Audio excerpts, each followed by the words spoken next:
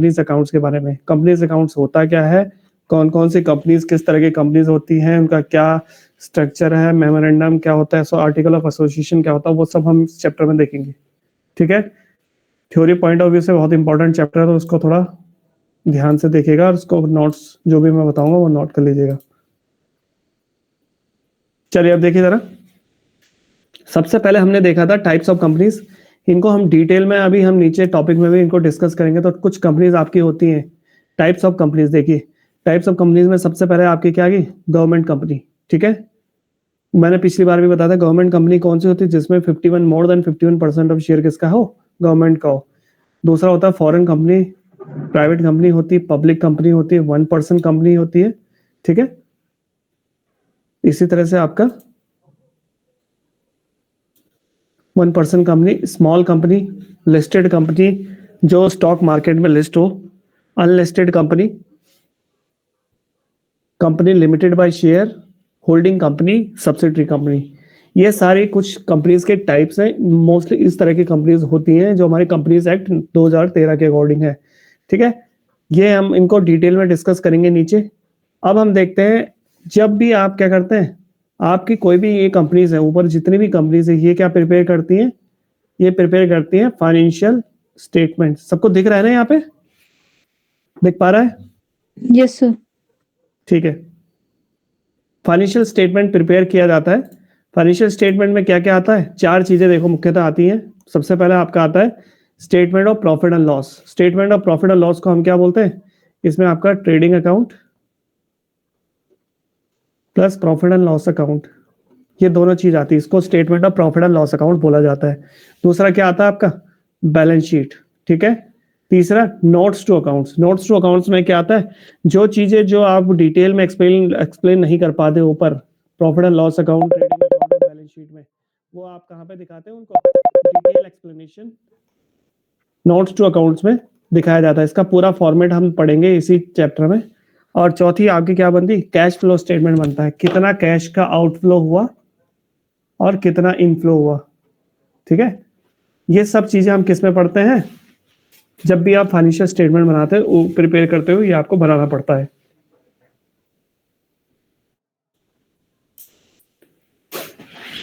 चलिए अब देखते हैं जरा मीनिंग ऑफ कंपनी। कंपनी का मतलब क्या होता है, थोड़ा वो देख लेते हैं। The company, the word company इसको छोड़िए, इतना इंपॉर्टेंट ये है नहीं। कंपनीज एक्ट हमारा कौन सा, ये ध्यान रखना है आपने, कंपनीज एक्ट हमारा है 2013। ठीक है, कंपनीज एक्ट कौन सा है, 2013 है। आओ जरा, अब हम सीधा चलते हैं, कंपनी क्या होती है, इसकी डेफिनेशन देखिए। कंपनी की डेफिनेशन क्या है, a company is a corporation या company is a artificial being, invisible और इंटेंजिबल। अ कॉर्पोरेशन का मतलब है कंपनी एक क्या है, आर्टिफिशियल पर्सन है, इनविजिबल है, आपको दिखाई नहीं देगा, इंटेंजिबल है, आप छू नहीं सकते, महसूस नहीं कर सकते, and existed only in the contemplation of law. ये किस में एग्जिस्ट करती है, केवल लॉ की, यानी बुक्स में ही, आपकी जो प्रॉपर कानून है उसमें ये मेंशन है, इसके बारे में वही एग्जिस्ट करती है ना। कंपनीज के डॉक्यूमेंट्स में मेंशन होंगे, कंपनी का नाम मेंशन होगा, उसकी सील मेंशन होगी, उसकी स्टैम्प मेंशन होगी, लेकिन कोई आर्टिफिशियल पर्सन नहीं है, वो आर्टिफिशियल पर्सन है। ठीक है, आर्टिफिशियल है, इनविजिबल है, वो उसको हम क्या कहते हैं, कंपनी कहते हैं। अब कुछ फीचर्स हम देखेंगे जरा कंपनी के। सबसे पहला फीचर जो आपका है, that is salient features of a company. Features note करिए, फीचर्स कह लीजिए या कैरेक्टरिस्टिक कह लीजिए। ठीक है, सबसे पहला कैरेक्टरिस्टिक कहिए या फीचर कहिए। मैं इसके मार्कर चेंज कर देता हूं ताकि आपको भी दिख जाए इसमें। Incorporated association. ठीक है, सबसे पहला फीचर है कंपनी का, क्या होती है, इनकॉर्पोरेटेड है। कंपनी किस एक्ट के अंदर, लॉ के अंदर इनकॉर्पोरेट होती है, एग्जिस्ट कहाँ करती है, तभी तो आपकी कंपनी एग्जिस्ट करेगी। एग्जिस्टेंस कैसा होता है कंपनी का, बाय ऑपरेशन ऑफ लॉ, कानून की मदद से, कानून के ऑपरेशन से ये क्या कंपनी एग्जिस्ट करती है। कंपनी को एग्जिस्ट करने के लिए, इनकॉर्पोरेट करने के लिए कहाँ पे इनकॉर्पोरेट होती है, incorporation of a company under the companies act is must. किसी भी कंपनी को अगर आप क्रिएट करना चाह रहे हैं तो उसको कहाँ इनकॉर्पोरेट करना पड़ेगा, इनकॉर्पोरेट करने का मतलब स्थापित करना, कहाँ पे करेंगे, कंपनीज एक्ट कहता है। कंपनीज एक्ट कौन सा, 2013, ठीक है। बिना रजिस्ट्रेशन के कोई भी कंपनी एग्जिस्टेंस में नहीं आ सकती है, ठीक है। इसलिए लॉ के थ्रू ही आप कंपनी को क्रिएट कर सकते हैं, इसलिए कंपनी कैसी आर्टिफिशियल लीगल पर्सन है, ठीक है। इसको नोट करिए, इनकॉर्पोरेटेड एसोसिएशन।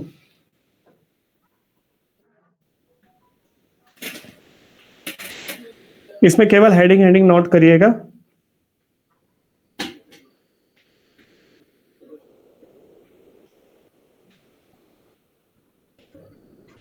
दूसरी आपकी कैरेक्टरिस्टिक है, that is separate legal entity. ये आपने आपके अकाउंटिंग कॉन्सेप्ट में भी पढ़ा है। सेपरेट एंटिटी क्या कहती है? Company has a separate legal entity and it is not affected by changes in its membership.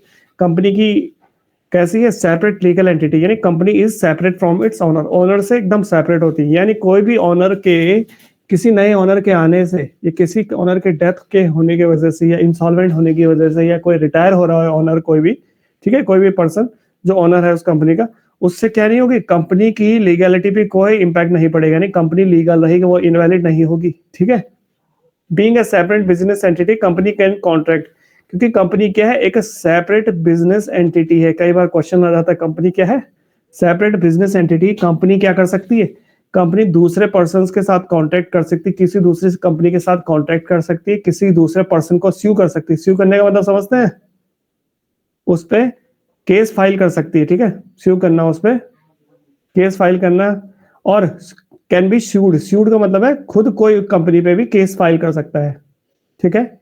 किसके नाम पे? कंपनी के ही नाम पे और उसकी कैपेसिटी में, ठीक है। जैसे मैं आपको एक एग्जांपल दूं, मान लेते हैं कंपनी है, सुना होगा आपने कंपनी का नाम,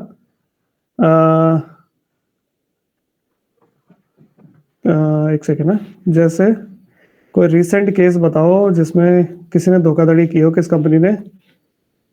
एक सेकेंड,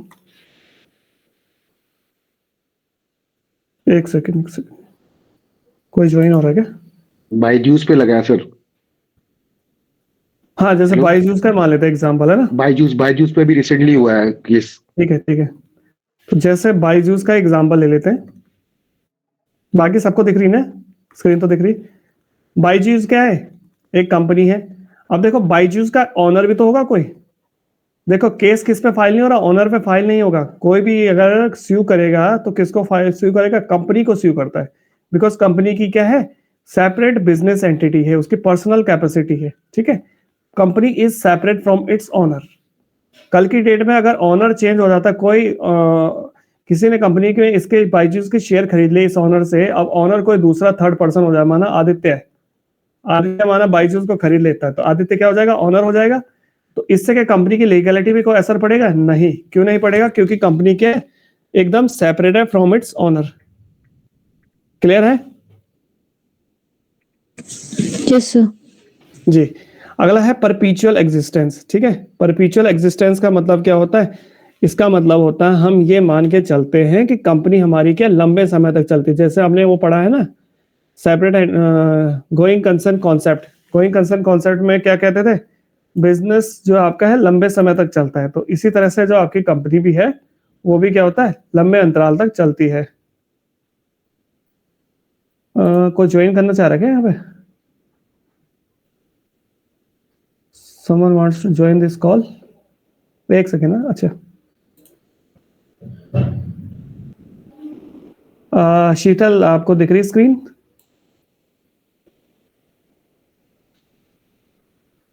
सबको दिख रहा है ना स्क्रीन? ठीक है, यहां तक क्लियर हुआ? परपीचुअल एग्जिस्टेंस देख रहे थे हम। परपीचुअल एग्जिस्टेंस में क्या होता है? आपका बिजनेस हमारा क्या है?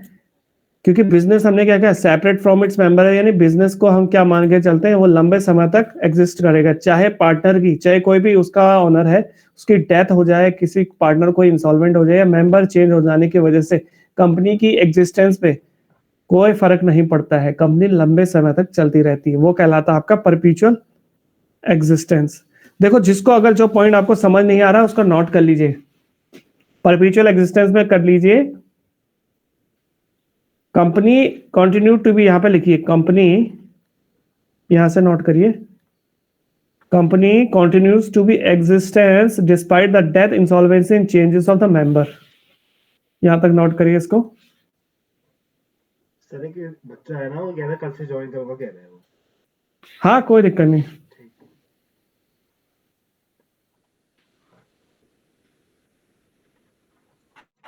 नोट कर लीजिए परपेचुअल एग्जिस्टेंस, अगर आपको बाद में दिक्कत आएगी नोट कर लीजिए। परपेचुअल एग्जिस्टेंस क्या होता है, यानी हम क्या मान के चलते, कंपनी क्योंकि एक सेपरेट पर्सन है, सेपरेट बिजनेस एंटिटी है, तो वो क्या होती है, उसके किसी भी पार्टनर के या किसी भी मेंबर की डेथ होने से, इंसॉल्वेंट होने से या चेंज हो जाने से कंपनी की लीगैलिटी पे, एग्जिस्टेंस पे कोई फर्क नहीं पड़ता है। लंबे समय तक आपकी कंपनी क्या चलती रहेगी, अनलेस एंड अनटिल जब तक कंपनी के ऊपर कुछ ऐसे दिक्कत ना आ जाए, कंपनी इंसॉल्वेंट ना हो, कंपनी को कोई खरीद ना रहा हो, या कंपनी के ऊपर कोई केसेस ना हो, तब हो सकता है। अदरवाइज पार्टनर्स के या उसके मेंबर्स के डेथ, रिटायरमेंट या कोई चेंज होने से कोई फर्क नहीं पड़ेगा।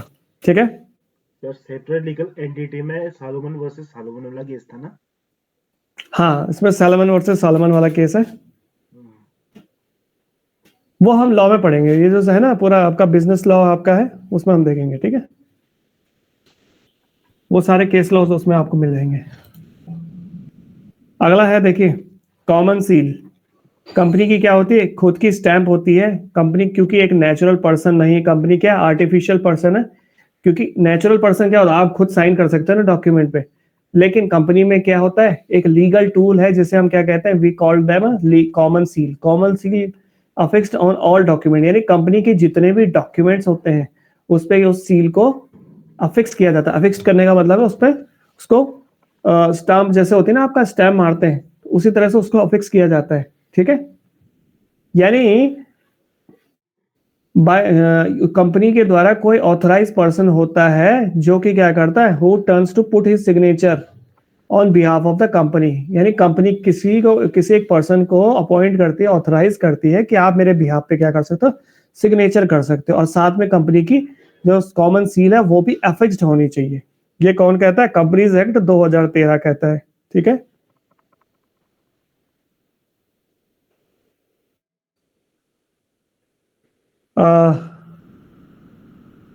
यहां से लिखिए अगर आपको इसमें नोट करना है तो यहां से लिखिए। ठीक है, द कंपनी से लिखिए, द कंपनी, यहां से द कंपनी सील,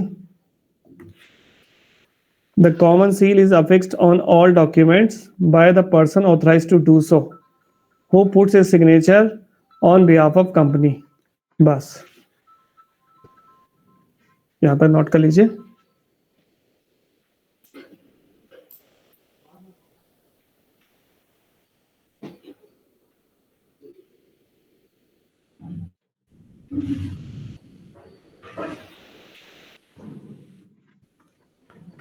अब देखिए, जितनी भी कंपनीज इंडिया में होती है वो सब क्या होनी चाहिए, रजिस्टर्ड होनी चाहिए। किसके अंदर, उनको क्या मिलता है, यूनिक कॉर्पोरेट आइडेंटिफिकेशन नंबर मिलता है, जिसको हम क्या बोलते हैं, CIN नंबर मिलता है। इसको कौन इश्यू करता है, रजिस्ट्रार ऑफ कंपनीज। ठीक है, जो रजिस्ट्रार होता है कंपनीज का, वो इसको इश्यू करता है, असाइन करता है। हर एक कंपनी का यूनिक आइडेंटिफिकेशन नंबर होगा, ताकि हमें पता चल सके कि इंडिया में कितनी कंपनीज रजिस्टर्ड है।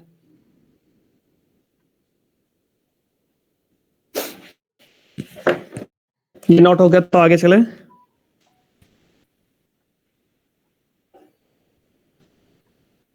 हेलो हेलो सर, एक बच्चा कह रहा था ना, थोड़ा टाइम को थोड़ा मतलब क्लास की जो टाइमिंग है थोड़ा 1 घंटा और एक्सटेंड कर दो करके। एक्सटेंड कर दो मतलब मतलब जैसे 1 घंटा पढ़ा दो ना, आप 2 घंटा पढ़ाना स्टार्ट कर दो, ऐसा बोल रहे थे कुछ बच्चे। अरे यार बॉस, इतना तो नहीं हो पाएगा। देखो मेरे खुद यार, मेरे पास भी इतना समय है नहीं ना। मैं खुद चाह रहा हूँ कि इतना मिल पाए ना। अब आप देखो ना, 9 बजे मैं पढ़ाऊंगा तो 11 बजे तक तो नहीं हो पाएगा। 10:30 तक मैं कर सकता हूँ, कभी कभी जैसे डिपेंड करता है लेक्चर के हिसाब से मैं कर दूंगा, पर ऐसी कमिटमेंट में नहीं दे सकता कि 2 घंटे पढ़ाना। 2 घंटे तो बहुत है। हाँ, आप लोगों के लिए भी दिक्कत है और हमारे लिए, मेरे लिए तो दिक्कत है ही, है ना। 1.5 घंटा तो कर सकते हैं। देख लीजिए आप पहले। 1.5 घंटे चलता है एक्चुअली, क्या कि रिवीजन करने का ही रहता है ना, मैं ज्यादा चलाता ही हूँ, वो आपको एक पता है, लेक्चर पहले भी ऐसा क्लासेस हमारी हुई तो 1.5 घंटा तो हम चलाते थे क्लासेस को, जी जी है ना। मेन ये है, देखो जिस समय आप पढ़ रहे हो उस समय बस आपको प्रोडक्टिव होना चाहिए, वो आपको समझ में आना चाहिए।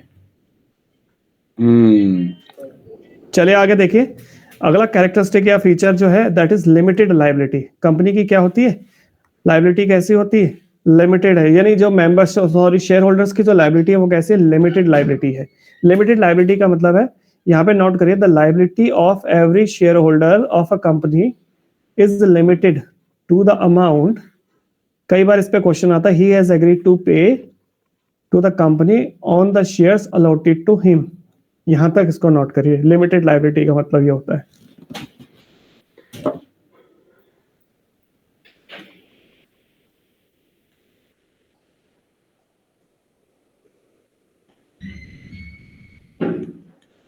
नोट करिए, ठीक है इसको।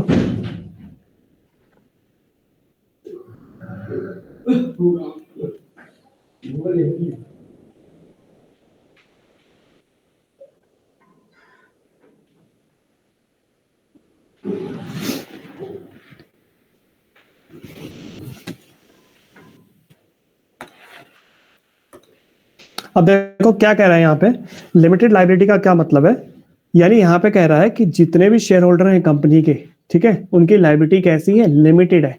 लिमिटेड होने का मतलब है कि जितने शेयर्स उनको अलॉट किए गए थे कंपनी के द्वारा उतने ही शेयर्स के लिए वो क्या है लायबल है, उसके अधिक कैपेसिटी के लिए वो लायबल नहीं है। लायबल का मतलब है, एक एग्जांपल मैंने यहाँ पे लिखा, देखो मिस्टर राम है, राम ने क्या बायजूस के कितने शेयर, बायजूस के टोटल शेयर थे 10,000 शेयर, ठीक है, उसमें से राम ने कितने शेयर खरीदे 500 शेयर्स खरीदे। अब कल की डेट में बायजू क्या हो जाए इंसॉल्वेंट हो जाए, बंद हो जाए माना, ठीक है, कंपनी खत्म हो जाए, तो मिस्टर जो राम है वो कितने शेयर्स के लिए लायबल है बताइए, कितने खरीदे थे उन्होंने 500, तो वो केवल 500 शेयर्स के लिए लायबल है। ऐसा नहीं कि वो पूरे के पूरे 10,000 शेयर्स के लिए लायबल है, वो 500 शेयर्स के लिए लायबल है। ना उनको अपनी प्रॉपर्टी बेचनी पड़ेगी, ना उनको अपना कहीं से कैश अरेंज करना पड़ेगा, जितने शेयर्स उन्होंने खरीदे थे केवल इस कैपेसिटी के लिए वो लायबल है। तो ये कहलाती है आपकी लिमिटेड लायबिलिटी, यानी जितने भी शेयर होल्डर्स हैं वो कितने के लिए लायबल है, जितने शेयर्स उनको अलॉट किए गए थे केवल उतने के। आया समझ में? किसी को समझ ना आए तो प्लीज पूछ लीजिएगा, है ये नोट कर लिया सबने, पहले बताइए, आगे चलें। हाँ जी सर, हो गया। ठीक है, अब अगला है डिस्टिंक्शन बिटवीन ओनरशिप और मैनेजमेंट। अब ओनरशिप और मैनेजमेंट के बीच में क्या डिस्टिंक्शन है वो हम देखते हैं, ठीक है। ओनरशिप क्या होती है और मैनेजमेंट क्या होती थी। देखो ओनरशिप और मैनेजमेंट में क्या डिफरेंस है। ओनर्स कौन होते हैं, share holders are the owners of the company, जितने भी शेयर होल्डर्स होते हैं वही एक्चुअल ओनर्स होते हैं कंपनी के, ठीक है। अब आपको पता है शेयर होल्डर क्या है, अलग अलग लोग शेयर होल्डर अलग अलग जियोग्राफिकल लोकेशंस पे बैठे होते हैं, तो उनको डिफिकल्ट होता है कंपनी के ऑपरेशंस को मैनेज करना डे टू डे बेसिस पे। तो वो क्या करते हैं, एक सेपरेट टीम हायर करते हैं मैनेजर्स की, मैनेजमेंट की, जो कि कौन हायर करता है, शेयर होल्डर्स हायर करते हैं, ठीक है, जो कि क्या कर सके आपके बिजनेस को रन कर पाए। देखो अब माना एक कंपनी है एबीसी लिमिटेड, इसके अलग अलग ओनर है, ए ओनर है, बी ओनर है, सी ओनर है। ए दिल्ली में बैठा है, कंपनी कहाँ पे है, मान लेते हैं मुंबई में है। बी कहाँ बैठा है, कोलकाता में बैठा है, सी चेन्नई में बैठा है। ये क्या है, शेयर होल्डर्स है। तो क्या इनके लिए पॉसिबल है कि वो मुंबई में कंपनी जो है उसको मैनेज कर पाए डे टू डे ऑपरेशंस को, नहीं। तो इसके लिए ये क्या करते हैं, मैनेजमेंट हायर करते हैं। मैनेजमेंट क्या होते हैं, टॉप ऑफिशियल्स होते हैं कंपनी के। मैनेजमेंट में कौन आते हैं, पिछली बार भी मैंने बताया था, सीईओ होता है, जैसे chief executive officer, chief financial officer, chief technical officer, है ना, मार्केटिंग हेड, ये सब इसके क्या हो गए, मैनेजमेंट होते हैं, की पर्सन जिन्हें कहते हैं कंपनी के। ये डिफरेंस होता है ओनरशिप और मैनेजमेंट में। Managers are not the owner of the company. कौन होते हैं, क्वेश्चन आ सकता है, who is the owner of the company. तो share holders are the owner of the company, ठीक है। जो मैनेजमेंट होता है, मैनेजमेंट को कौन हायर करते हैं, शेयर होल्डर्स ही हायर करते हैं। क्लियर हुआ ये पॉइंट? Yes sir. अगला है नॉट अ सिटीजन। अगला पॉइंट है नॉट अ सिटीजन, यानी कंपनी क्या नहीं होती, company is not a citizen in the same sense as a natural person is. यानी जैसे नेचुरल पर्सन क्या होता है, कंट्री का सिटीजन होता है, कंपनी सिटीजन नहीं होती उस सेंस में, ठीक है। It has a legal existence, company की क्या है, लीगल एग्जिस्टेंस है, but does not enjoy citizenship right. लेकिन वो ना तो सिटीजन्स के जो अधिकार है या ड्यूटीज हैं उनको वो क्या नहीं कर सकती, फुलफिल या इंजॉय नहीं कर पाती। इंजॉय करने का मतलब है जितने भी आपके अधिकार है, right to privacy, right to education, ये सब जो आपको अधिकार मिले हो वो कंपनी को नहीं मिलते हैं। कंपनी क्योंकि क्या नहीं है, it is not a natural person, ये कैसे है, आर्टिफिशियल पर्सन है, तो इसके क्या ये सारे सिटीजनशिप के राइट्स और ड्यूटीज ये इंजॉय नहीं कर पाती है। अगला है transferability of shares. Transferability of shares का मतलब the capital is contributed by share holder through the subscription of share, such shares are transferred by its member except in case of private limited company. Company, अब देखो यहाँ पे क्या कह रहा है, एक कंपनी है वो क्या कर सकती है, अपने शेयर्स को ट्रांसफर कर सकती है दूसरे पर्सन को। जैसे मैं अभी एग्जांपल ले रहा हूं, हमने एग्जांपल लिया बायजूस का, ये स्क्रीन दिख रही है आपको? Yes sir. नहीं हाँ, नहीं वाली देख, वो पिछली वाली दिख रही है। एक सेकंड बता देना मेरे को, ठीक है? इसमें पता नहीं क्या दिक्कत हो रही है। ये देखिए, अब कंपनी हमारी है बायजूस। बायजूस का ओनर कौन है? आदित्य। आदित्य के पास कितने माना 500 शेयर्स हैं इस कंपनी के, ठीक है? अब आदित्य क्या करना चाह रहा है, इस शेयर्स को किसने खरीद लिया, मान लेते हैं रिया ने आदित्य से ये शेयर्स खरीद लिए, ठीक है? 500 में से पूरे 500 शेयर्स खरीद लिए। तो यहाँ पे क्या कर सकते हैं, ट्रांसफरेबिलिटी ऑफ शेयर्स इन्हें कहते हैं, यानी वो क्या कर सकता है, आदित्य अपने शेयर्स को ट्रांसफर कर सकता है किसी थर्ड पर्सन को, ठीक है? ये कहलाता है। लेकिन किस केस में वो ट्रांसफर नहीं कर सकते? प्राइवेट कंपनी, अगर प्राइवेट कंपनी है, प्राइवेट कंपनी के केस में आप शेयर्स को ट्रांसफर नहीं कर सकते हो। प्राइवेट से आपको उसको क्या करना पड़ेगा, आपको उसको कन्वर्ट करके पब्लिक कंपनी बनाना होगा, तभी आप शेयर्स को क्या कर सकते हैं, एक्सचेंज कर सकते हो, ट्रांसफर कर सकते हो। आया समझ में? Yes sir. Yes sir. ठीक है, तो ये हमारा ट्रांसफरेबिलिटी ऑफ शेयर्स हो गया है। अगला है मेंटेनेंस ऑफ बुक्स। अब आप क्या कंपनी आप चला रहे हो तो लिमिटेड कंपनी इज रिक्वायर्ड, जितनी भी कंपनी है उसको क्या करना है, लॉ के अकॉर्डिंग जितनी भी बुक्स ऑफ अकाउंट्स मेंटेन करनी होगी, ठीक है? अगर ऐसा नहीं करती है तो वो क्या पेनल्टीज उनको पड़ती है, ठीक है? रेगुलर ऑडिट्स होते हैं, ठीक है? प्रॉपर बुक्स ऑफ अकाउंट्स आपको मेंटेन करना होता है, जो भी कंपनीज एक्ट 2013 आपको कहता है, ठीक है? अगला है पीरियोडिक ऑडिट। अब कंपनी आप चलाते हो तो उसका क्या होता है, पीरियोडिक एनुअल ऑडिट होता रहता है। कौन करता है एनुअल ऑडिट? चार्टर्ड अकाउंटेंट्स को अपॉइंट किया जाता है, किसके द्वारा? शेयर होल्डर्स के द्वारा, ठीक है? किसकी रिकमेंडेशन पे? बोर्ड ऑफ डायरेक्टर की रिकमेंडेशन पे। बोर्ड ऑफ डायरेक्टर की रिकमेंडेशन पे चार्टर्ड अकाउंटेंट्स को अपॉइंट किया जाता है, ताकि वो क्या कर पाए, पीरियोडिकल ऑडिट कर पाए कंपनी का, कि कंपनी में कोई फ्रॉड तो नहीं हो रहा है ना? कंपनी का जो मैनेजमेंट है, क्योंकि मैनेजमेंट तो ऑनर नहीं है ना, ऑनर कौन है? शेयर होल्डर्स हैं। तो शेयर होल्डर्स क्या कहते हैं, यार हमारी कंपनी है, मैंने शेयर्स इसके खरीदे हुए, अब मुझे भी तो पता चलना चाहिए कि एक्चुअल में प्रॉफिट हो रहा है या नुकसान हो रहा है। हो सकता है वो लॉस दिखा रहे हैं, वो एक्चुअल में प्रॉफिट रहा है। कैसे पता चलेगा? ऑडिट के थ्रू ही आपको ये पता चल पाता है। नेक्स्ट है आपका right to access to information. अब आप क्या कर सकते हैं, कंपनी की जितनी भी इंफॉर्मेशन है, जो भी शेयर होल्डर्स हैं कंपनी के, उनके पास अधिकार होता है कि कंपनी की बुक्स ऑफ अकाउंट्स को वो क्या कर सकते हैं, इंस्पेक्ट कर सकते हैं, जांच सकते हैं, देख सकते हैं, ठीक है? इनको with the exception of books open for inspection under the stretches govern by article of association. Article of association govern करता है कि बुक्स ऑफ अकाउंट्स को आप क्या कर सकते हो, टाइम टू टाइम आप इनको इंस्पेक्ट कर सकते हो। Share holders have a right to seek information from the directors by participating in the meeting, ठीक है? शेयर होल्डर्स के पास अधिकार होता है कि वो क्या कर सकते हैं, डायरेक्टर से इंफॉर्मेशन। हेलो, स्क्रीन नहीं दिखती है।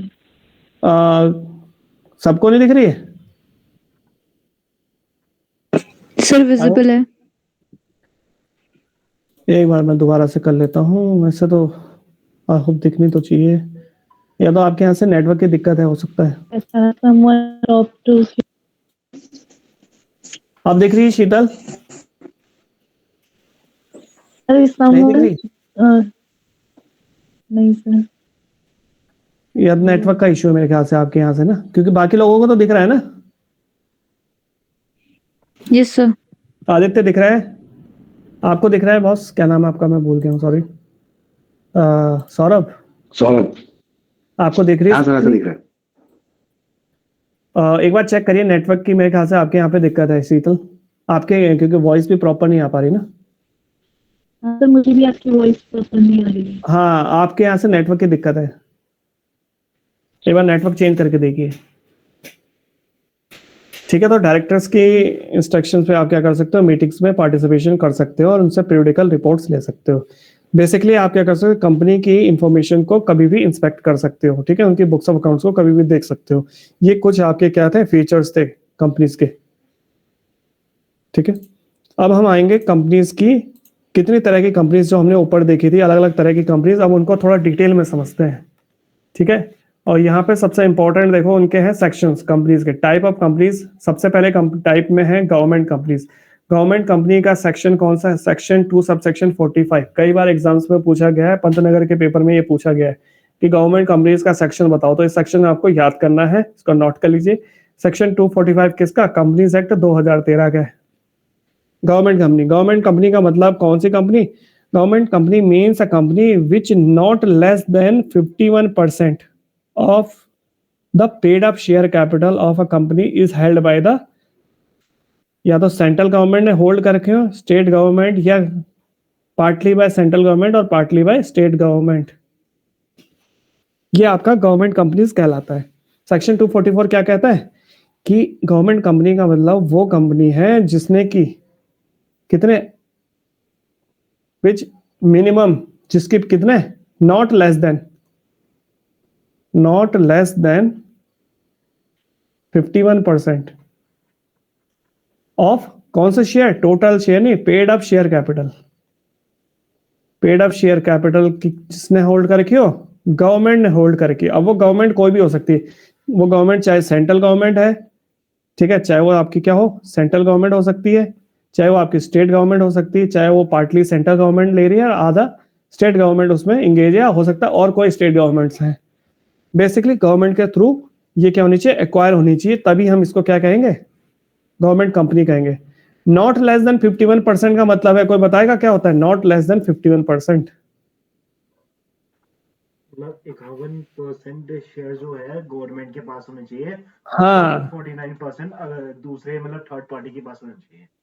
होने चाहिए, मतलब हो जरूरी नहीं। अब देखो एक एग्जांपल है, माना यहाँ पे देखो, शेयर जैसे इंडियन ऑयल कॉर्पोरेशन है, ठीक है, अब माना 73% जी। गवर्नमेंट ने होल्ड कर रखे हैं, अब बाकी के कितने बच रहे, 27% माना पब्लिक ने होल्ड कर रखे हैं।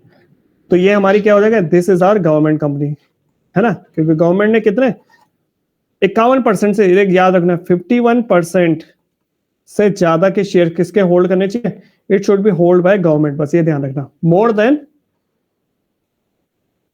51% ऑफ कैसे शेयर, 51%।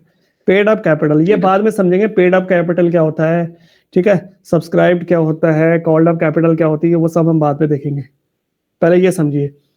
मोर देन 51%, ये याद करना है, इसको लिख लीजिए। सेक्शन 245 2 सबसेक्शन 45 क्या कहता है ऑफ द कंपनीज एक्ट 2013 कि मोर देन 51%, ये लिख लीजिए, नॉट, यहां से नोट करिए, not less than 51% of the paid up share capital is held by government. Central government लिखने की जरूरत है, चाहे अब उसमें गवर्नमेंट में आगे लिख देना, इस तरह से कर देना, फिर नीचे मैं बता रहा हूँ, यहां तक नोट करिए पहले।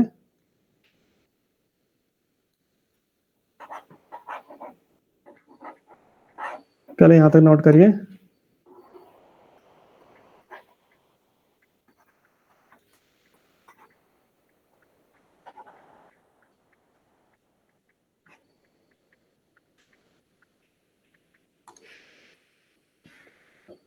गवर्नमेंट लिख देना, गवर्नमेंट में आपका सेंट्रल गवर्नमेंट आ सकती है, स्टेट गवर्नमेंट आ सकता है, और central government plus state government दोनों आ सकती हैं, ठीक है, ये गवर्नमेंट में आ सकती है, बस गवर्नमेंट के द्वारा होल्ड होना चाहिए। ये आपकी क्या कहलाती है, गवर्नमेंट कंपनीज कहलाती है।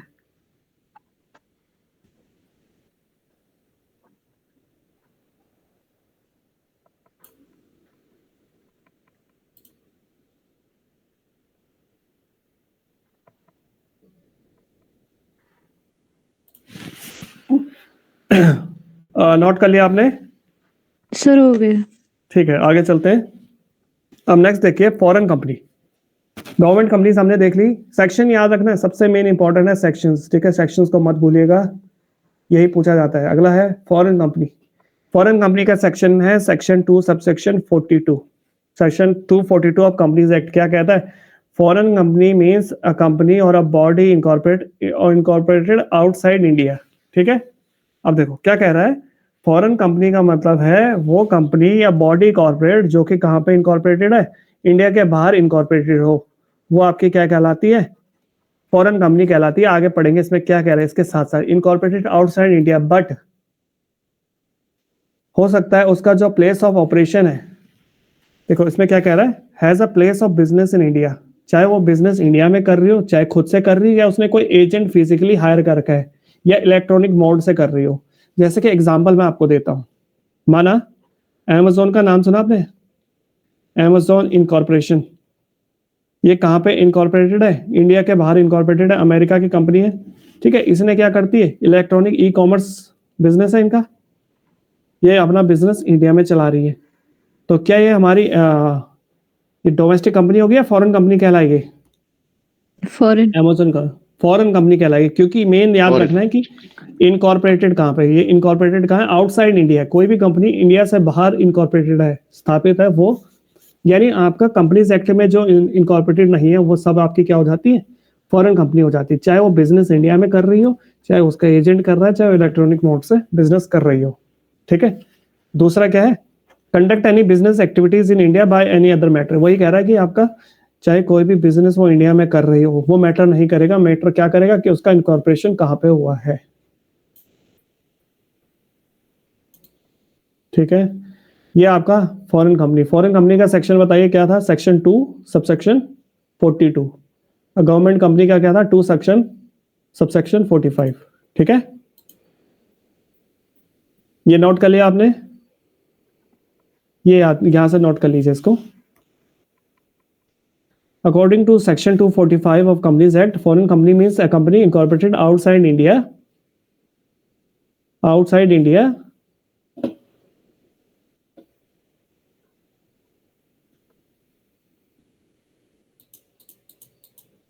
which has a place of business in India, यहीं तक करिए इसको, which has a place in India, और दूसरा conduct any business activity in India। ये दोनों नोट कर लीजिए। conduct any business activities in India, यहां से यहां तक।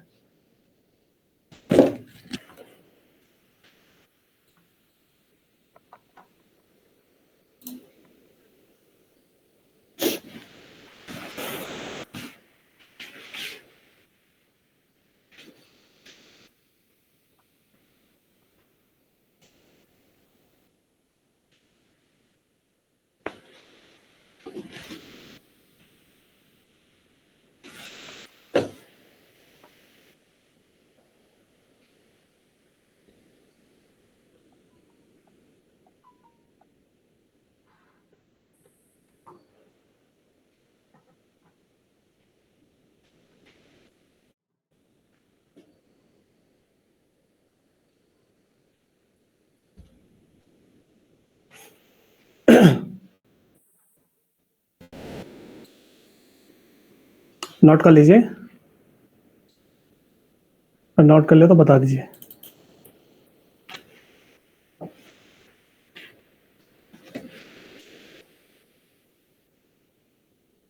ठीक है, फॉरेन कंपनीज आ गया समझ में? फॉरेन कंपनी मीन्स वो कंपनी जो कि कोई भी कंपनी जो इंडिया के बाहर इनकॉर्पोरेटेड है, लेकिन हो सकता है वो बिजनेस इंडिया में कर रही हो, या उसका कोई एजेंट कर रहा हो, या इलेक्ट्रॉनिक मोड से कर रही हो, या कोई भी बिजनेस एक्टिविटीज इंडिया में कंडक्ट कर रही है, वो सब कौन सी होगी? वो सब आपकी फॉरेन कंपनी होगी। फॉरेन कंपनी में क्या ध्यान रखना है? इनकॉर्पोरेशन ध्यान रखना है। इनकॉर्पोरेशन कहाँ पे? आउटसाइड इंडिया अगर है तो सीधा फॉरेन कंपनी है। सेक्शन है 2 सबसेक्शन 42। ठीक है, आवाज तो आ रही है ना? Yes sir. ठीक है, अब अगला देखते हैं प्राइवेट कंपनी। ठीक है, प्राइवेट कंपनी। प्राइवेट कंपनी का सेक्शन कौन सा है? Section 2 subsection 68 of companies act 2013। देखो क्या कह रहा है कंपनीज एक्ट का 2 सेक्शन 68 सबसेक्शन।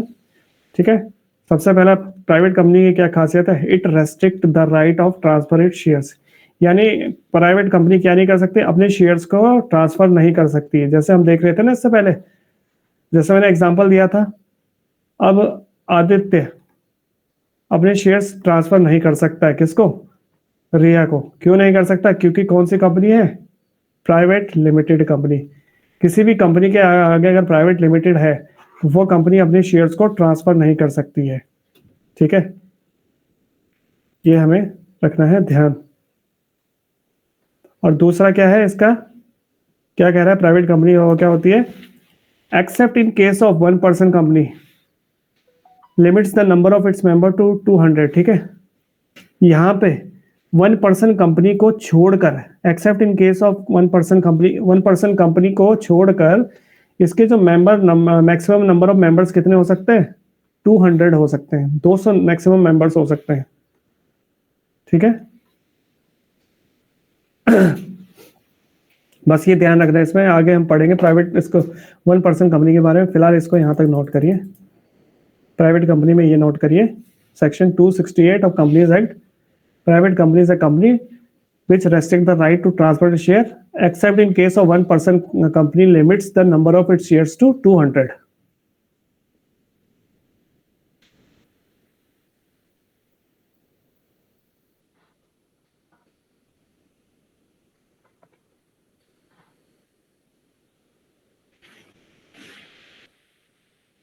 देखो तीसरा पॉइंट क्या कह रहा है यहाँ पे, थर्ड पॉइंट देखिए प्राइवेट कंपनी का, prohibits any invitation to the publics to subscribe for any securities of the company।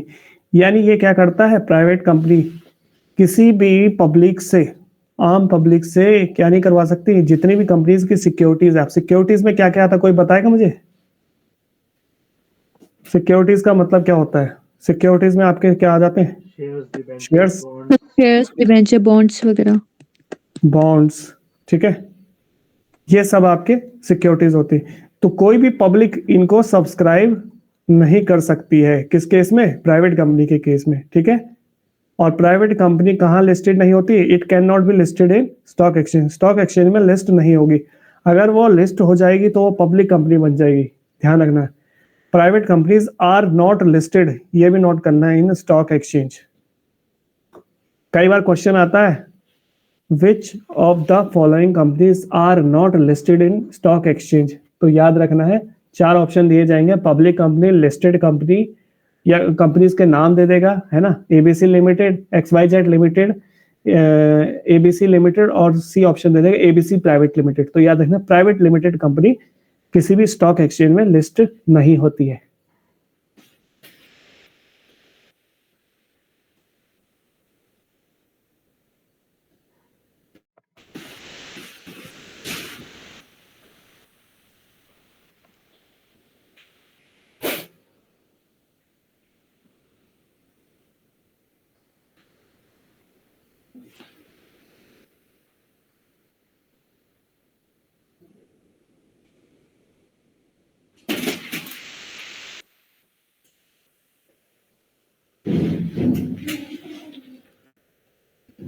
यहां तक आया समझ में? Yes sir. ठीक है, अगर आपको देखा लिखने में दिक्कत हो रही है तो मैं आपके साथ PDF शेयर कर दूंगा। ठीक है, बाद में लिख सकते हैं, अपनी एडियोरीज आप देख सकते हैं। ठीक है, आगे चलते हैं फिलहाल। ठीक है, PDF में शेयर कर दूंगा आपके साथ। नेक्स्ट है आपका चौथी कंपनी हमारी है पब्लिक कंपनी। अभी हमने प्राइवेट कंपनी देखी। प्राइवेट कंपनी क्या कर सकती थी? वो किसी भी अपने शेयर्स को ट्रांसफर नहीं कर सकती है। ठीक है, लेकिन पब्लिक कंपनी का सेक्शन ध्यान रखना है। पब्लिक कंपनी का सेक्शन है 271। क्या कहता है पब्लिक कंपनी का सेक्शन? ठीक है, पब्लिक कंपनी का मतलब है it is not a private company. पहली बात तो प्राइवेट कंपनी नहीं है पब्लिक कंपनी। दूसरा क्या है? It has a minimum paid of share capital as may be prescribed. अब जो भी प्रेस्क्राइब्ड है, minimum paid of share capital होनी चाहिए। देखो क्या कह रहा है इसके बाद, provided that a company which is subsidiary of a company not being a private company shall be deemed to be a public company for the purpose of its act, even when such subsidiary company constitutes per its article a company which is a listed public company if it get unlisted continues to be a public company। ठीक है, इसको छोड़िए, इसके बारे में आप रहने दीजिए। ठीक है, इसको समझने की जरूरत नहीं है, बस ये याद रखना है एक प्राइवेट कंपनी नहीं है और minimum paid up share capital होनी चाहिए, ठीक है। अब देखो यहाँ पे क्या कह रहा है, no minimum paid up share capital.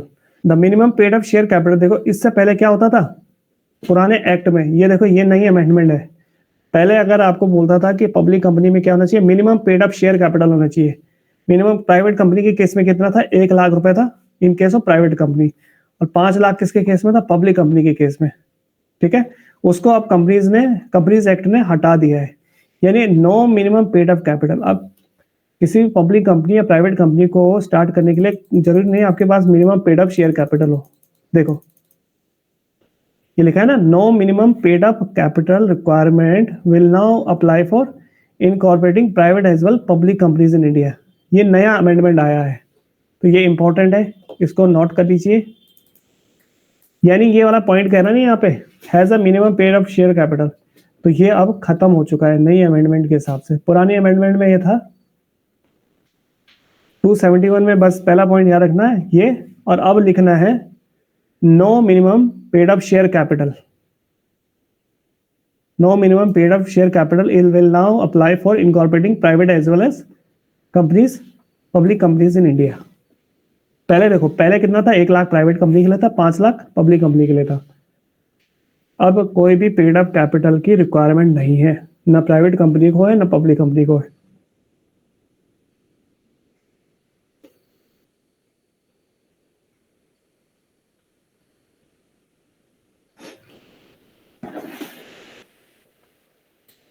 इसको नोट कर लीजिए, बाकी आपको मिल जाएगी नोट्स, ठीक है। सेक्शन याद रखिए, और इसकी जो इंपॉर्टेंट पॉइंट्स है वो मैं आपको बता रहा हूँ, केवल वही नोट करना है, अननेसेसरी नोट नहीं करना है।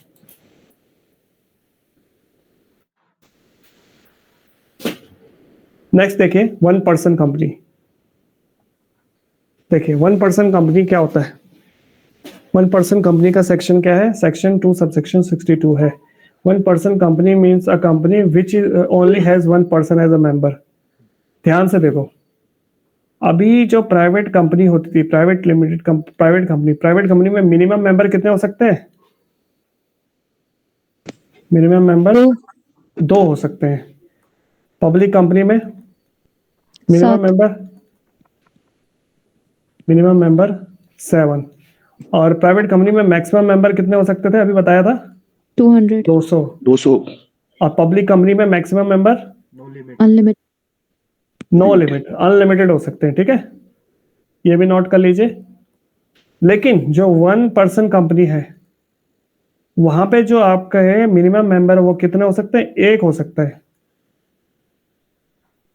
यहाँ पे मिनिमम मेंबर आपका क्या हो सकता है, a company which has only 1 person as a member. बस ये यहाँ पे ध्यान रखना है, सेक्शन 262 इसका है कंपनीज एक्ट का,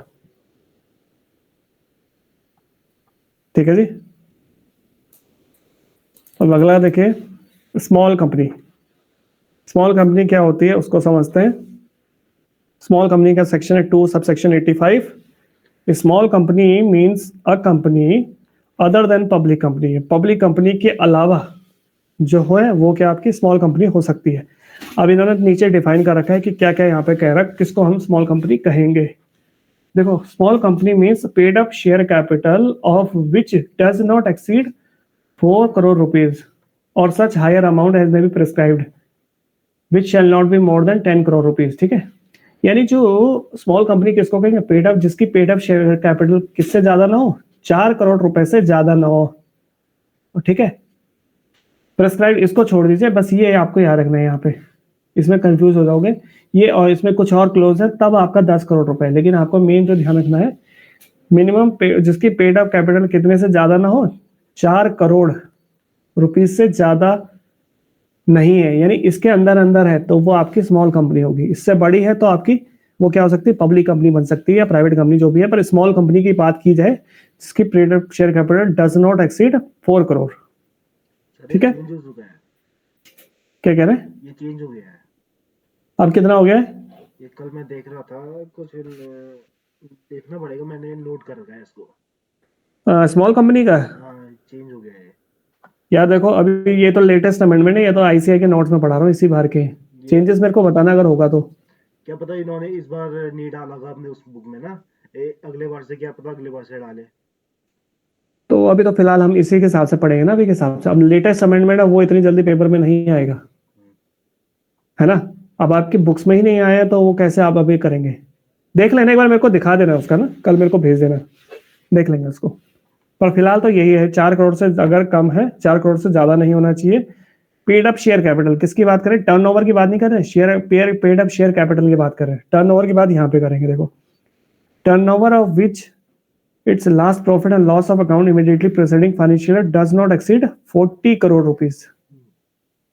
जिसका टर्नओवर कितने से ज्यादा नहीं होना चाहिए, 40 करोड़ से ज्यादा नहीं है, और जिसकी paid up share capital 4 crore से ज्यादा नहीं है, वो कैसी कंपनी हो जाएगी, वो स्मॉल कंपनी कहलाएगी। ठीक है, अब देखो यहाँ पे क्या नहीं होना चाहिए, provided nothing in this clause should apply. ठीक है, इन कंपनीज के लिए ये क्लॉज अप्लाई नहीं है। ठीक है, ये जो दोनों क्लॉज है, फर्स्ट और सेकंड, किसके लिए, होल्डिंग कंपनी, सब्सिडरी कंपनी के लिए। कंपनी जो सेक्शन 8 के अंदर रजिस्टर्ड है या किसी स्पेशल एक्ट के अंदर या बॉडी कॉर्पोरेट कोई भी स्पेशल एक्ट के अंदर अगर कोई कंपनी रजिस्टर्ड है तो उनके लिए ये दोनों क्लॉज एप्लीकेबल नहीं है। इसको छोड़िए, अगर आपको नहीं समझना, बस मेन ये ध्यान रखिए, स्मॉल कंपनी में paid up share capital 4 crore से ज्यादा नहीं होना चाहिए, टर्नओवर साल का 40 करोड़ से ज्यादा का नहीं होना चाहिए, तब वो आपकी क्या कहलाएगी, स्मॉल कंपनी कहलाती है। ठीक है, अगला देखिए, लिस्टेड कंपनी। लिस्टेड कंपनी का सेक्शन है सेक्शन 2 सबसेक्शन 52। देखो ये सारे सेक्शंस आपको पढ़ने हैं, इसीलिए मैं जोड़ दे रहा हूँ सेक्शंस पे। मोस्ट ऑफ द टाइम आपसे पूछा जाएगा, इसी सेक्शन को पूछा जाएगा, आपको ऑप्शन दे देगा विच of the following is the section of small company, section 285। Listed company का 252। देखो क्या कह रहा है, listed company means a company which has any of its securities, उस कंपनी की कोई भी सिक्योरिटीज किसमें लिस्टेड होनी चाहिए, रिकॉग्नाइज स्टॉक एक्सचेंज में। रिकॉग्नाइज स्टॉक एक्सचेंज इंडिया का कोई बता पाएगा क्या है? निफ्टी और बीएससी। नहीं यार, वो तो इंडेक्स है, स्टॉक एक्सचेंजेस की बात कर रहे हैं। NSC BSc. हाँ, नेशनल स्टॉक एक्सचेंज और बॉम्बे स्टॉक एक्सचेंजेस। ठीक है, ये आपके रिकॉग्नाइज, इनके अंदर किसी भी कंपनीज की सिक्योरिटीज अगर यहाँ पे क्या हो रही है, लिस्ट हो रखी है, तो वो आपकी लिस्टेड कंपनी कहलाती है। जैसे कि कोई लिस्टेड कंपनी का एग्जांपल है, जैसे टाटा मोटर्स, जैसे कि रिलायंस इनकॉर्पोरेशन, जोमेटो। देखो जोमेटो में लिस्ट हुआ ना हाल फिलहाल में, पेटीएम लिस्ट हुआ था, पेटीएम के हाल बुरे हैं, एलआईसी। ये हाँ अलग अलग है, मतलब समझ गए ना, जो भी आपकी इनके अंदर लिस्टेड है, national stock exchange, Bombay stock exchange के अंदर लिस्टेड है। अब इन दोनों को कौन सी ऐसी बॉडी है जो इनको कंट्रोल करती है, जो गवर्न करती है? SEBI, securities and exchange board of India. बाद में इसको भी समझेंगे जब हम अपने उस प्रॉपर एक्ट के अंदर आएंगे, एनएससी बीएससी दोनों के बारे में पढ़ेंगे, क्या होता है, इसके कब कब इस्टेब्लिश हुए थे वो भी देख लेंगे। फिलहाल ये ध्यान रखना कि जो भी है इन कंपनीज के अंदर अगर लिस्टेड है, वो सब आपकी क्या हो जाती है, वो आपके लिस्टेड कंपनीज हो जाएंगी। ठीक है,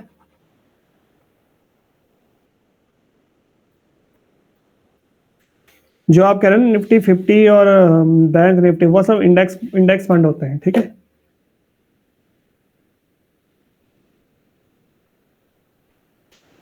अब अगला देखिए, ये तो था अभी आपका लिस्टेड कंपनी।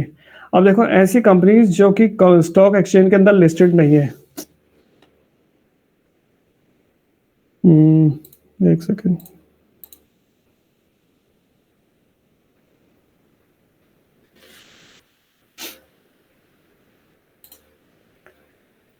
देखो, the companies whose shares are not listed in recognised stock exchange. ऐसी कंपनी जिसकी कोई भी सिक्योरिटीज या शेयर्स कंपनी किसी रिकॉग्नाइज्ड स्टॉक एक्सचेंज के अंदर लिस्टेड नहीं है, उनको क्या कहते हैं? जो लिस्टेड है उनको लिस्टेड कहेंगे, जो लिस्टेड नहीं है वो अनलिस्टेड कंपनी कहलाती है। ठीक है, अब देखो, एक जो अनलिस्टेड कंपनी है वो क्या हो सकती है? पब्लिक कंपनी भी हो सकती है, प्राइवेट कंपनी भी हो सकता है। ऐसा नहीं कि केवल प्राइवेट कंपनी है, पब्लिक कंपनीज भी कई ऐसी कंपनीज हैं जो अनलिस्टेड कंपनीज है। यानी देखो, पब्लिक कंपनीज अपने शेयर्स को क्या कर सकती है? ट्रांसफर कर सकती है, लेकिन वो अभी फिलहाल कर नहीं रही है। क्योंकि उसने किसी को लिस्ट नहीं कर रखा है, तो वो कैसी हो जाएंगी? अनलिस्टेड कंपनी हो जाएंगी। अनलिस्टेड का मतलब है किसी भी स्टॉक एक्सचेंज के अंदर उनके शेयर्स लिस्टेड नहीं है, वो आपके अनलिस्टेड हो जाती है। ये समझ में आ जाएगा? ये बताइए, क्लियर है? Yes sir. ठीक है। अब अगला देखिए, अगली टाइप ऑफ कंपनी है अनलिमिटेड कंपनी। अनलिमिटेड कंपनी का सेक्शन 292, अनलिमिटेड कंपनी का मतलब होता है अ कंपनी जिसकी लाइबिलिटी कैसी है, उसके मेंबर्स की लाइबिलिटीज ऑफ द मेंबर्स की कोई लिमिट नहीं है। माना एक मेंबर है, जैसे मैं लेता हूं जस्ट एन एग्जांपल, ऐसी कंपनी है, वैसे इंडिया में होती नहीं है ये ऐसी कंपनी, अनलिमिटेड कंपनीज इंडिया में यहाँ पे कॉन्सेप्ट नहीं है इनका, ये बाहर है फॉरेन में। मान लेते हैं एक कंपनी है ABC लिमिटेड, ठीक है, उसका एक ऑनर है, शेयर होल्डर ए। अब कल की डेट में देखो, ए ने भले ही इसके 500 शेयर होल्ड कर रखे हैं, लेकिन कल के डेट में कंपनी इंसॉल्वेंट होती है, लॉस होता है इस कंपनी को, तो सारा का सारा लॉस किसको बियर करना पड़ेगा? मिस्टर ए को बियर करना पड़ेगा, ठीक है। उसकी लिमिटेड लायबिलिटी नहीं, यहाँ पे उसकी लायबिलिटी कैसी होगी? अनलिमिटेड लायबिलिटी हो गई। तो ऐसी कंपनीज में खतरा होता है, तो ये कंपनीज का कॉन्सेप्ट यहाँ इंडिया में नहीं है, अनलिमिटेड कंपनीज का, ठीक है। लिमिटेड हमने पढ़ा, अनलिमिटेड में यानी मेंबर्स की लायबिलिटी कैसी है? अनलिमिटेड है। अनलिमिटेड में हमने पढ़ा था कि उसकी लायबिलिटी कहाँ तक है? Up to the paid up value of the share capital. अब अगला देखिए, कंपनीज लिमिटेड बाय शेयर्स। अब लिमिटेड कंपनी में हमने देखा कंपनीज लिमिटेड बाय शेयर्स होता है, दूसरा होता है company limited by guarantee.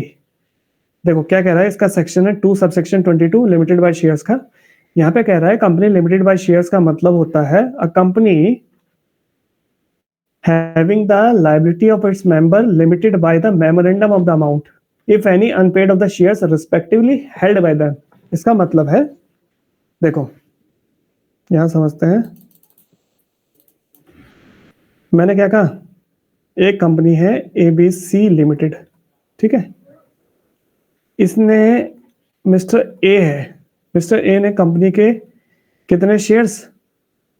500 shares के लिए सब्सक्रिप्शन ले रखा है, सब्सक्राइब कर रखा 500 शेयर्स, जिसमें उसने 400 शेयर्स की कैपिटल पेड कर दी है और 100 जो शेयर्स है वो अभी बाकी है।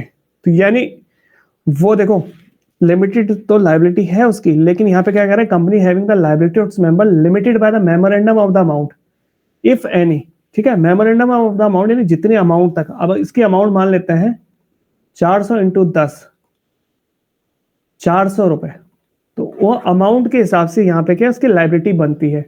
और अगर कोई इसने अनपेड शेयर्स होल्ड कर रखे हैं, ठीक है, unpaid on the shares respectively held by them, तो ये यहाँ पे अप्लाई नहीं होंगे। यानी यहाँ पे कह रहा है सीधा सीधा ये ध्यान रखिए कि ऐसे कंपनी उसकी लायबिलिटी लिमिटेड है कहाँ तक? मेमोरेंडम ऑफ द अमाउंट तक, जहां तक उसकी अमाउंट है ना वहां अमाउंट तक लिमिटेड है। अब हो सकता है, जैसे एक एग्जांपल है, यहीं पे मैं आपको एग्जांपल दूं,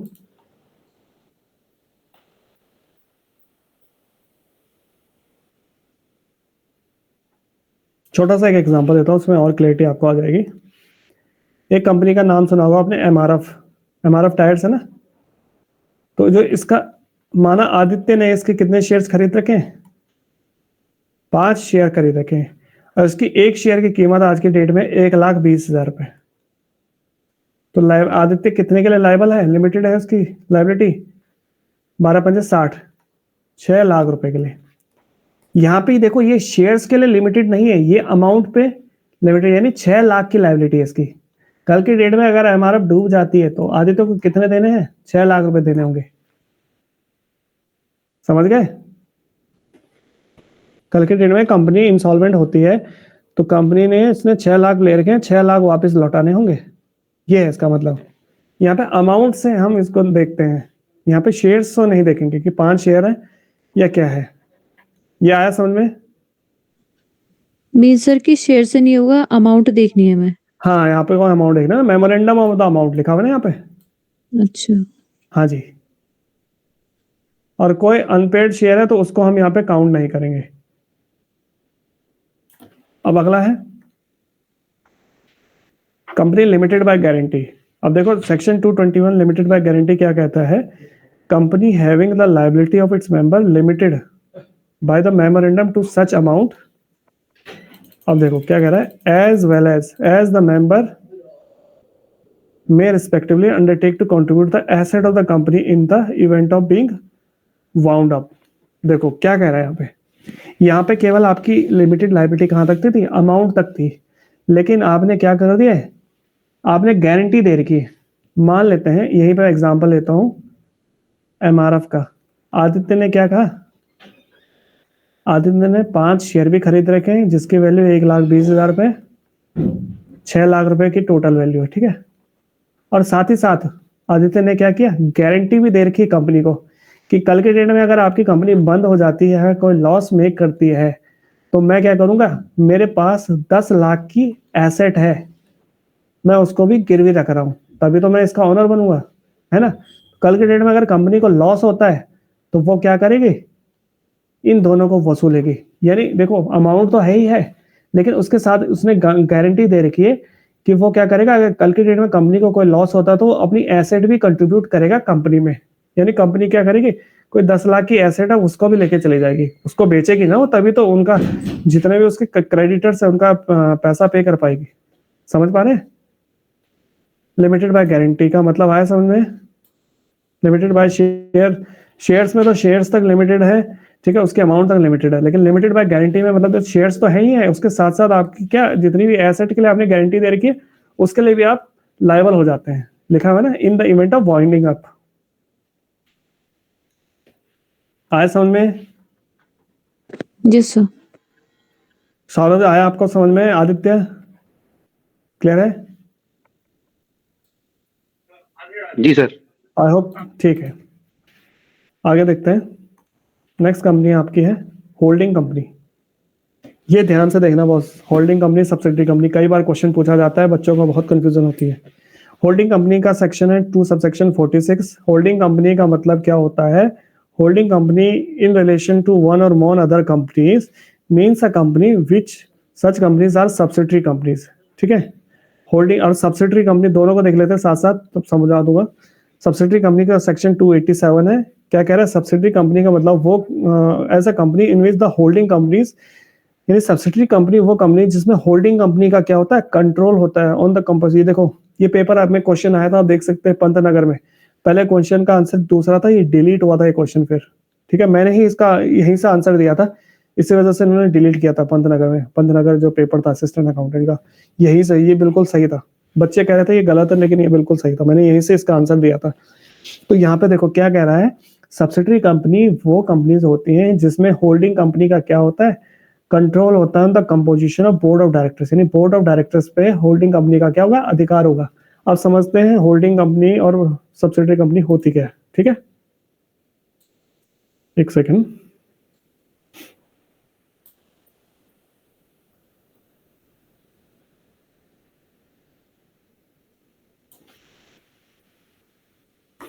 देखिए अभी आपने एक कंपनी का नाम सुना होगा, अभी मैंने बोला टाटा मोटर्स, सुना आपने टाटा मोटर्स का नाम? टाटा मोटर्स किसकी सब्सिडरी कंपनी है? टाटा एंड सन्स, सुना ना नाम? टाटा एंड सन्स की सब्सिडरी कंपनी कौन सी है? टाटा मोटर। यानी टाटा एंड सन्स क्या होगी, होल्डिंग कंपनी। होल्डिंग कंपनी होगी, ठीक है। और टाटा मोटर्स क्या होगी आपकी, this is your subsidiary company. देखो सब्सिडरी कंपनी में यानी जो टाटा एंड सन्स है वो क्या करेंगे, टाटा मोटर्स का जो बोर्ड ऑफ डायरेक्टर्स है उसको कंट्रोल करते हैं। कौन? टाटा एंड सन्स जो कंपनी है वो इसके बोर्ड ऑफ डायरेक्टर्स को कंट्रोल करती है। और इसके साथ साथ एक और पॉइंट है, देखो इसके साथ साथ देखो बोर्ड ऑफ डायरेक्टर के साथ साथ excise or control more than 1/2 of the total share capital either by its own और टुगेदर। एक तो देखो बोर्ड ऑफ डायरेक्टर्स का कंट्रोल होना चाहिए, दूसरा कितना, 50% से ज्यादा की शेयर होल्डर होनी चाहिए कंपनी। यानी टाटा मोटर्स में मोर देन 50% ऑफ जो शेयर्स है वो किसके द्वारा होल्ड कर देने चाहिए, it should be hold by Tata and sons. यानी टाटा मोटर्स में 50% से ज्यादा की हिस्सेदारी किसकी होनी चाहिए? टाटा एंड सन्स की होनी चाहिए, जो उसकी होल्डिंग कंपनी, तभी वो होल्डिंग कंपनी कहलाएगी। आया समझ में? 50% से ज्यादा के अगर किसी ने शेयर्स होल्ड कर रखे हैं किसी कंपनी में, तो वो उसकी होल्डिंग कंपनी होगी। और दूसरा क्या है, उसके बोर्ड ऑफ डायरेक्टर्स पे कंट्रोल है, वो क्या बन जाती है? होल्डिंग कंपनी बन जाती है, और ये सब्सिडरी हो जाएगी उसकी। ये पॉइंट आया समझ में या नहीं आया? Yes sir. क्लियर है पॉइंट? देखिए इसमें कंफ्यूजन होती है बच्चों को, इसलिए बोल रहा हूँ दोबारा से, अगर किसी को डाउट है तो। क्लियर है? सही है। सब्सिडरी कंपनी के फर्स्ट और सेकंड पॉइंट दोबारा बता दो। सब्सिडी कंपनी के फर्स्ट और सेकंड, यही तो बताया मैंने। देखो सब्सिडी कंपनी का मतलब है कि यानी सब्सिडी कंपनी में जो होल्डिंग कंपनी है उसका क्या बोर्ड ऑफ डायरेक्टर्स पे कंट्रोल है। जैसे मैंने बताया था टाटा एंड सन्स क्या है, होल्डिंग कंपनी है किसकी? टाटा मोटर्स की। यानी Tata and sons holding company होगी, टाटा मोटर्स क्या होगी? सब्सिडरी कंपनी होगी। यानी टाटा और सन्स ने इसमें कितने शेयर्स एक्वायर करके हैं? 50% से ज्यादा के शेयर्स एक्वायर करके हैं, ठीक है। और इसके बोर्ड ऑफ डायरेक्टर्स को भी ये क्या कर रही है? कंट्रोल कर रही है। तभी ये क्या कहलाएगी? इसकी होल्डिंग कंपनी कहलाएगी, ये इसकी सब्सिडरी कंपनी होगी। ठीक है? जी सर, जी सर। सर एक चीज मैंने और पढ़ी थी ना, हाँ। जैसे टाटा और सन्स है और ये टाटा हाँ। मोटर्स है, ठीक है। ये तो ठीक है। फर्स्ट लेयर हो गई इसकी, ठीक है, सब्सिडरी कंपनी की। इसमें हाँ। मतलब तीन लेयर होनी चाहिए इसके। इसके अगर चौथी लेयर हो गई तो वो कंपनी लॉ हमें वो नहीं करता है कि सजेस्ट नहीं करता कि आपकी 4 लेयर होनी चाहिए सब्सिडरी कंपनी की। अच्छा। इस टाइप का भी मैंने हाँ तो हो सकता है, अब जैसे टाटा मोटर्स की एक और कंपनी होगी, ऐसा भी हो सकता है। माना था। चार लेयर नहीं होनी चाहिए आपकी कंपनी। हाँ हाँ मैं समझ गया, आप कह रहे हो 4 लेनी होनी चाहिए, हाँ वो शेल कंपनीज बन जाती है, जैसे अभी अडानी के केस में हुआ। टाटा एंड सन्स की देखो ये कंपनी हो गई, ये होल्डिंग कंपनी की। टाटा मोटर्स ने कोई और कंपनी करके माना, एक एग्जांपल ले रहा हूँ, टाटा पावर, ठीक है। तो ये इसकी होल्डिंग कंपनी हो गई, किसकी? टाटा पावर इसकी सब्सिडरी कंपनी हो गई। इस तरह से लेयर बन सकती है। हाँ, ये मतलब 4 लेयर नहीं होनी चाहिए टाटा इंस्टेंस। हाँ 4 लेयर नहीं होनी चाहिए, 3 ही लेयर बिल्कुल होनी बिल्कुल, चाहिए। ठीक है। अब देखो यहाँ पे एक और पॉइंट कह रहा है, देखो a company shall be deemed to be a subsidiary company. एक कंपनी सब्सिडरी कंपनी तब भी कहलाएगी अगर होल्डिंग कंपनी क्या कर रही, होल्डिंग कंपनी का उस सब्सिडरी कंपनी में कैसा कंट्रोल है, चाहे वो इनडायरेक्ट कंट्रोल भी है, तब भी वो उसकी होल्डिंग कंपनी कहलाती है।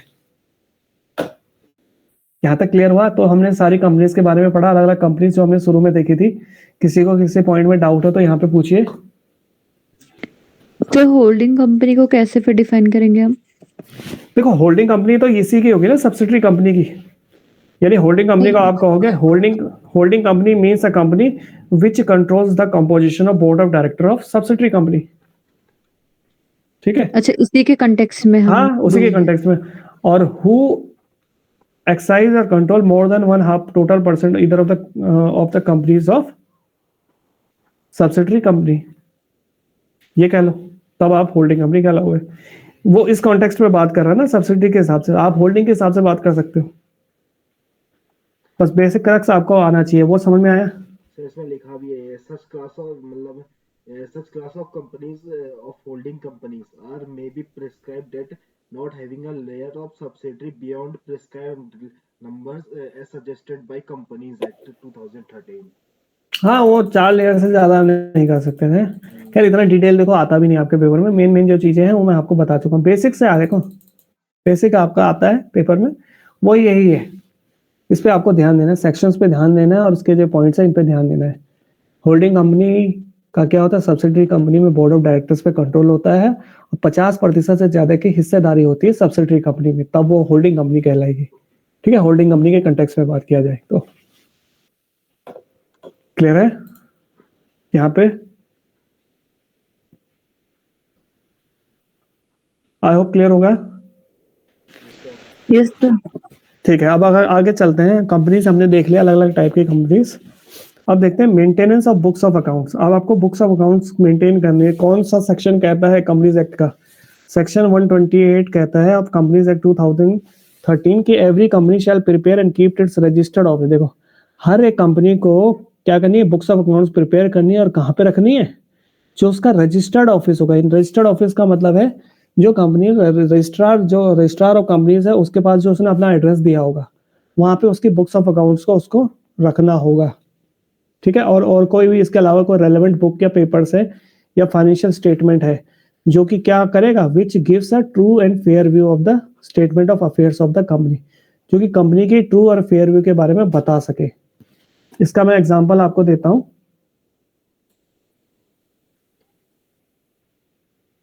देखो क्या कह रहे हैं,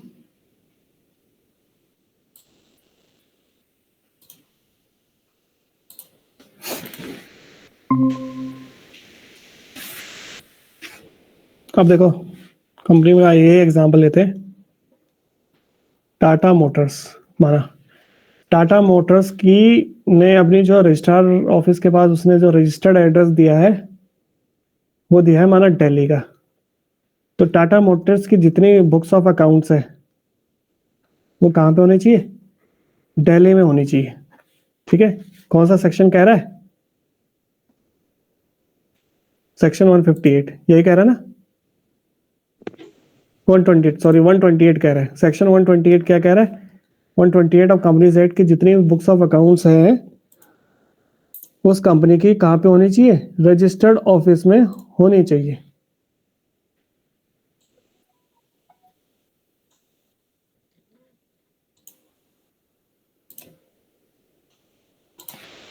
इसको देख लीजिएगा, ठीक है। इसके बाद आगे चलते हैं।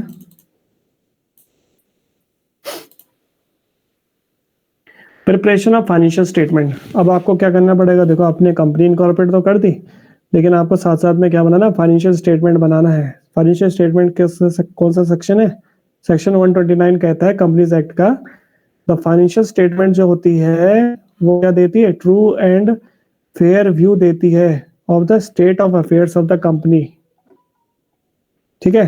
कंपनी क्या है, फाइनेंशियल स्टेटमेंट से आपको क्या पता चलता है, कंपनी की फाइनेंशियल पोजीशन के बारे में पता चलती है कि वो साफ सुथरी है कि नहीं है, ठीक है।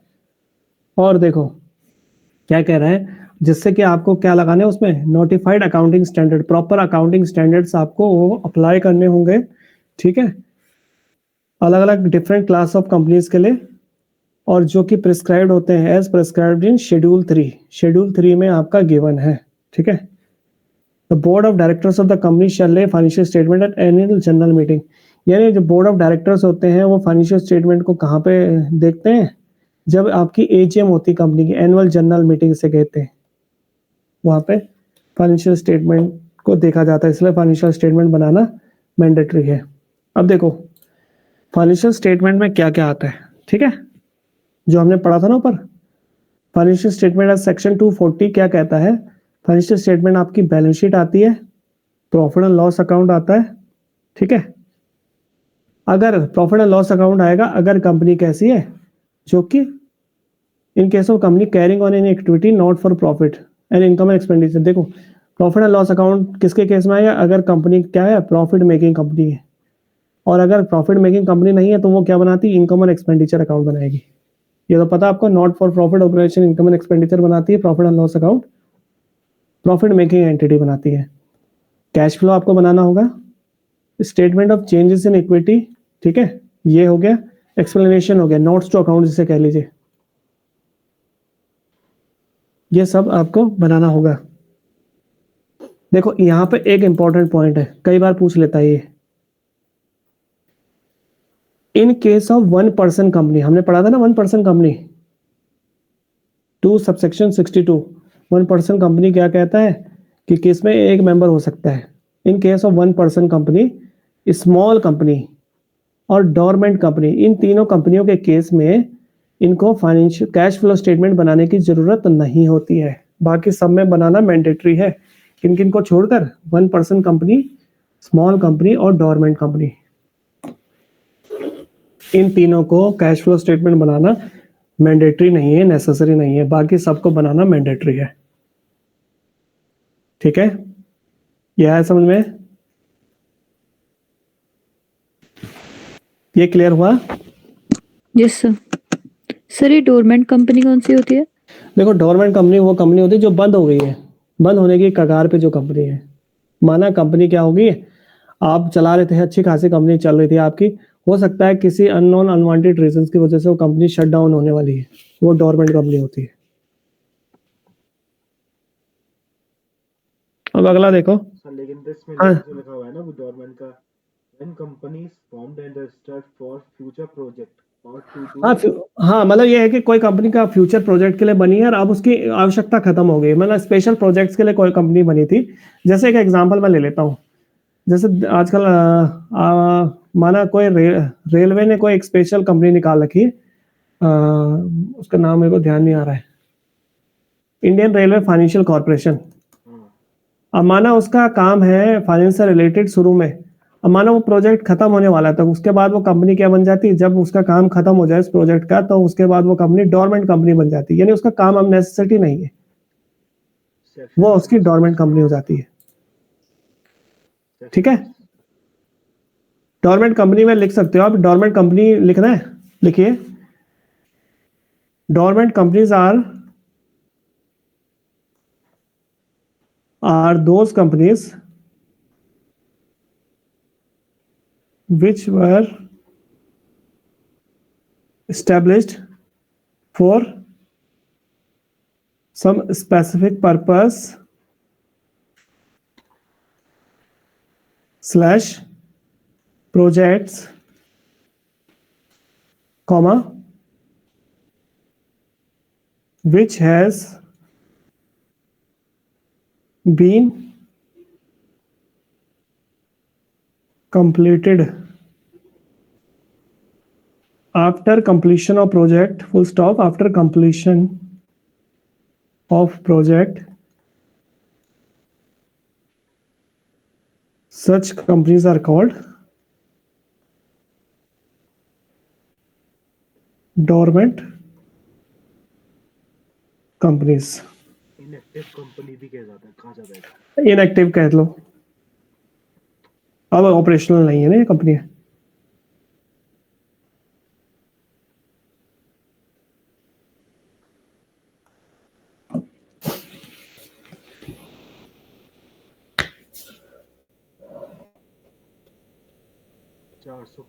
सेक्शन इतना इंपॉर्टेंट नहीं है इसका सेक्शन, बस इसमें ये याद ध्यान रखना हमें, जो जो मेन सेक्शन है वो मैं आपको बता चुका हूँ, जो जो पढ़ने हैं।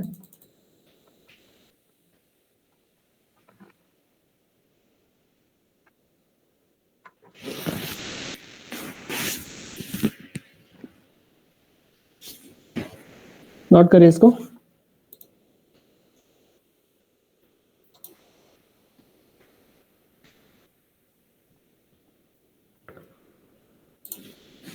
सर हो गया। ठीक है, सबने कर लिया नोट।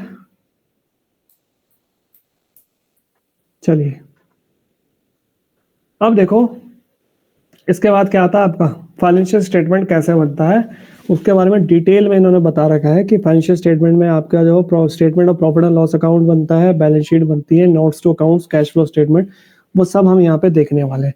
ये सब किसके अकॉर्डिंग बनते हैं, शेड्यूल 3। जो शेड्यूल 3 है, शेड्यूल 3 के अकॉर्डिंग आपकी क्या बनती है, फाइनेंशियल स्टेटमेंट प्रिपेयर किया जाता है। ठीक है,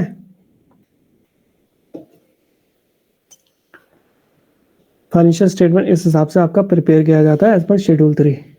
तो आई होप मेरे हिसाब से आज यहीं तक करते हैं। ठीक है, बाकी हम करेंगे कल, हम आपकी बैलेंस शीट्स वगैरह को देखेंगे, किस तरह से बैलेंस शीट बनती है इस कंपनी के अकॉर्डिंग। ठीक है, उसको समझेंगे, एक एक पॉइंट्स को डिस्कस करेंगे, और मैं आपके साथ पीडीएफ शेयर कर दूंगा, अगर आप आगे भी देखना चाहते हैं तो देख सकते हैं। आई होप आज के लिए यहाँ तक क्लियर है, आज तक इनफ है यहाँ पे मेरे ख्याल से, है ना। Yes sir. ठीक है, मैं पीडीएफ आपके साथ शेयर करता हूँ, बाकी हम कल फिर इसी टाइमिंग पे करेंगे क्लास कंटिन्यू। ठीक है जी, किसी को कोई डाउट है आज के इस पॉइंट में, कोई भी टॉपिक में? No sir. ठीक है, चलिए ठीक है फिर, okay, thank you very much. Thank you sir.